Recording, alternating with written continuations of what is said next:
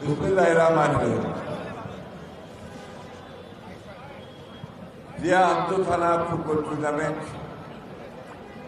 আয়োজনে ঢাকা মহানগর উত্তর বাংলাদেশ জাতীয় দলের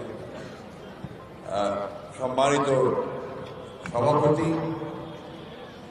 আয়োজকবৃন্দ, খেলোয়াড়বৃন্দ এবং প্রিয় দর্শক বৃন্দ, এটা একটা একেবারেই নতুন ঘটনা। রাজনৈতিক দল ফুটবল টুর্নামেন্টের আয়োজন করছে, এটা আগে আমরা কখনো দেখিনি। সুতরাং এটা আধুনিক রাজনীতি, একটা আধুনিক চিন্তা, এটা বোঝা যায়। সেই চিন্তা আমাদের দলের ভারপ্রাপ্ত চেয়ারম্যান দ্বারা তারেক রহমান, আমি সেই জন্য তাকে আমি ধন্যবাদ, কৃতজ্ঞতা জানাচ্ছি। একই সঙ্গে এই ফুটবল টুর্নামেন্ট যারা আয়োজন করেছেন, কাজ করছেন, তাদের সকলকে আন্তরিক ধন্যবাদ, মোবারকবাদ জানাচ্ছি। আমি যতটা বুঝতে পারি যে আমাদের ভারপ্রাপ্ত চেয়ারম্যান তারেক রহমান সাহেবের মূল উদ্দেশ্যটা হচ্ছে তরুণদের, যুবকদেরকে তিনি রাজনীতির একই সঙ্গে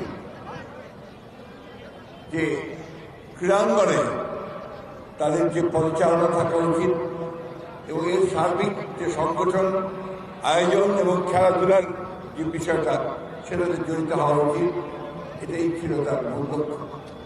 অর্থাৎ সত্যিকার অর্থেই তারেক রহমান সাহেব যে বাংলাদেশ নির্মাণের স্বপ্ন দেখেন, যে কথা তিনি বারবার বলেন, যে তিনি একটা সত্যিকার অর্থেই একটা অগ্রসর, সমৃদ্ধ, অত্যন্ত আন্তরিক একটি বাংলাদেশ নির্মাণ করতে চান। সেখানে তরুণদের ভূমিকাটা হচ্ছে সবচেয়ে বড় ভূমিকা। আমরা সম্প্রতি দেখেছি যে ভয়াবহ যে ফ্যাসিস্ট যে সরকার, তাকে উৎখাতের সবচেয়ে বড় ভূমিকা যারা পালন করেছে তারা হচ্ছেন ছাত্র এবং জনগণ। দীর্ঘ 15 বছর এই আওয়ামী লীগ ফ্যাসিস্টরা তারা বাংলাদেশ শাসন করে ফ্যাসিস্ট কায়দায় সমস্ত প্রতিষ্ঠানগুলোকে নষ্ট করে ফেলেছে। এই ক্রীড়াঙ্গন তার একটা বড় উদাহরণ। এবং এই ক্রীড়াঙ্গনকে কোনোদিন ইতিপূর্বে কখনোই দলীয়করণ করা হয়নি, তারা এটাকে দলীয়করণ করেছিল। যার ফলে আমরা পত্র পত্রিকায় দেখেছি যে সমস্ত মেধাবী, ভালো ট্যালেন্টেড যে সমস্ত খেলোয়াড়রা ছিল, তারা কখনোই সেই সুযোগ পায় না। আজকে আমি এখানে রাজনীতির কথা বলবো না। আমাদের এই যে নতুন যে যাত্রা শুরু হয়েছে, এই যাত্রায় আমাদের ক্রীড়াঙ্গনে আমাদের যে জিনিসটা সবচেয়ে বেশি দরকার, তা হচ্ছে একটা অরাজনৈতিক একটা ঐক্য এবং মেধার চর্চা সবচেয়ে বেশি। সুযোগ যেন সবাই পায় এবং সেই সুযোগে যেন সবচেয়ে ভালো খেলোয়াড় বেরিয়ে আসতে চায়। আমাদের এই দেশের তরুণ যুবকেরা, মানুষেরা ক্রিকেটের খুব ভক্ত হয়েছে। কিন্তু একটা সময় ছিল যখন ফুটবল ছিল সবচেয়ে বেশি এখানে একটা জনগণের প্রিয় খেলা। আমাদের আজকে সৌভাগ্য যে ঢাকা মহানগর উত্তরের যিনি সভাপতির দায়িত্ব পালন করছেন, তিনি একজন জাতীয় ফুটবলার, জাতীয় দলের ক্যাপ্টেন। এটা আমাদের একটা বিরল একটা সৌভাগ্য। এবং আমি মনে করি এই যে একজন খেলোয়াড় রাজনীতি এসছে, এতে রাজনীতি কিন্তু সমৃদ্ধ হবে। কারণ খেলোয়াড়দের যারা খেলাধুলার সঙ্গে জড়িত থাকে, তাদের বন্টনের উদাহরণ হয় এবং তারা সমাজের বা যে সমস্ত আপনার কাজগুলো আছে, যেমন মাদক বা অন্যান্য বিষয়গুলো আছে যা গ্রহণযোগ্য নয়, সেগুলো থেকে কিন্তু বেরিয়ে আসতে তারা সাহায্য করে। আজকে এই যে আয়োজন, এই আয়োজনের পিছনে এটাও কিন্তু আমাদের ভারপ্রাপ্ত চেয়ারম্যান সাহেবের একটা উদ্দেশ্য যে আমাদের তরুণরা যেন বিপথে না যায়, তারা যেন মাদক বা অন্যান্য যে অপরাধ জগতের সঙ্গে জড়িত না হয়, তারা যেন মাঠে আসে, যারা খেলছে তারা খেলবে এবং যারা দেখবেন তারা দেখবেন। এই যে নির্মল বিনোদন, এই বিনোদন আর কোথাও পাওয়া যায় না। আমি বক্তব্য করবো না, সবাই ব্যস্ত আছে খেলা দেখার জন্যে। আমি মনে করি যে আয়োজনটা একদম নতুন, বাংলাদেশে রাজনৈতিক দলের ক্রীড়া প্রতিযোগিতা আয়োজন করে একেবারে নতুন।